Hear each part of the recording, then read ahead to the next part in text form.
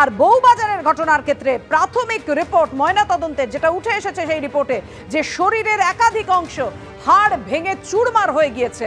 Hypovolaemic শকে বউবাজারের TV মেকানিকের মৃত্যু, নিহত যুবকের ইন্টারনাল ইনজুরি হয়েছে, প্রচুর রক্তক্ষরণে অঙ্গ প্রত্যঙ্গ বিকল হয়ে গিয়েছে, একাধিক আঘাত রয়েছে, ভোঁতা কিছু দিয়ে মারে মৃত্যু হয়েছে, এমনটাই ময়নাতদন্তের প্রাথমিক রিপোর্টে উল্লেখ। কথা বলবো, আমাদের সঙ্গে রয়েছেন আমাদের প্রতিনিধি ঝিলম করঞ্জাই। ঝিলম, অবশ্যই বিস্তারিতভাবে তোমার কাছ থেকে জানতে চাইবো, কিন্তু হাড় ভেঙে চুরমার হয়ে গেছে শরীরের একাধিক অংশে, তাতেই তো বোঝা যাচ্ছে যে গণপিটুনিতে ওই যুবকের মৃত্যু হয়েছে।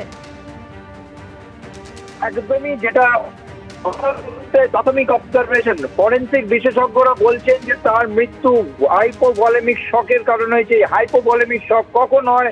যখন শরীরে আচমকা রক্তক্ষরণ বা প্রেসার ড্রপ করে গিয়ে হার্ট পাম্প করা, ব্লাড পাম্প করা বন্ধ করে দেয় এবং বিকল হয়ে যায়। এবং চিকিৎসক, ফরেন্সিক বিশেষজ্ঞরা বলছেন তারা ময়না তদন্ত করতে গিয়ে দেখেছেন যে সমস্ত অর্গানে ইন্টারনাল ইনজুরি রয়েছে, হেভি ব্লিডিং হয়েছে এবং সমস্ত অঙ্গ সচল রাখতে যে পরিমাণ রক্ত দরকার তাই 2/3 ইন্টারনাল ব্লিডিং হয়ে বেরিয়ে গিয়েছে, রক্তক্ষরণ হয়ে গিয়েছে, যার ফলে তারা মনে করছেন যে এই হাইপোভলিমিক শকের সিচুয়েশন হয়েছে।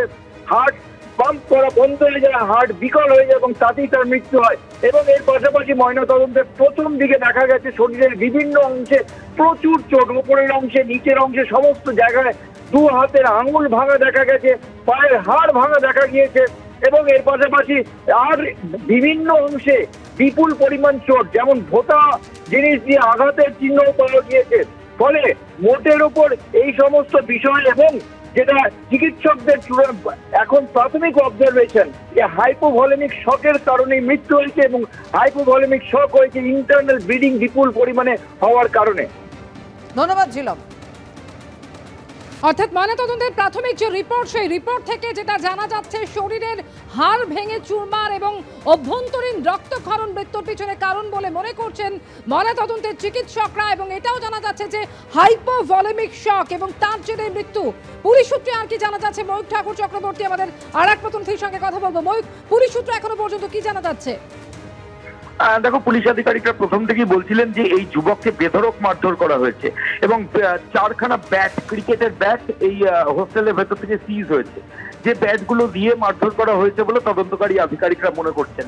এবং অটোপসি অর্থাৎ পোস্টমর্টমের যে প্রাইমারি ওপিনিয়ন এসছে সেটাও কিন্তু পুলিশের যে প্রাথমিক তদন্ত সেই দিকেই ইঙ্গিত দিচ্ছে।